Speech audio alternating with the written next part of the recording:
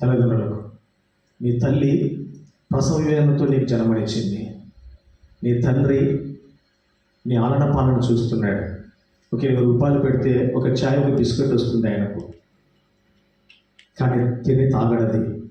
20 రూపాయలతో ఒక చాక్లెట్ ఒక బిస్కెట్ నా పిల్లలకు తీసుకుపోదామని మీ తండ్రి తన కడుపు కాల్చుకొని మీ కడుపు నింపడానికి ప్రేమ కలిగిన హృదయం కలిగిన వాడు.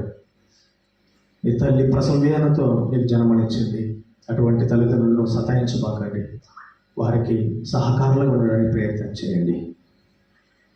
కాబట్టి ప్రియమైన చెల్లి తమ్ముడు, మర్చిపోబాకండి దేవుని వాక్యాన్ని. ప్రార్థన చాలా ప్రాముఖ్యమైనది. ప్రార్థన గుడికి రండి. మీరు వ్యక్తిగతంగా ప్రార్థన చేయండి. లేచిన వెంటనే దేవుని స్తుతించండి, తర్వాత ప్రార్థన చేయండి, దేవుని వాక్యాన్ని చదవండి. తర్వాత ఇంట్లో ఉన్న ప్రార్థన కూడికకు ఫ్యామిలీ ప్రేయర్కి అటెండ్ కండి. Church prayer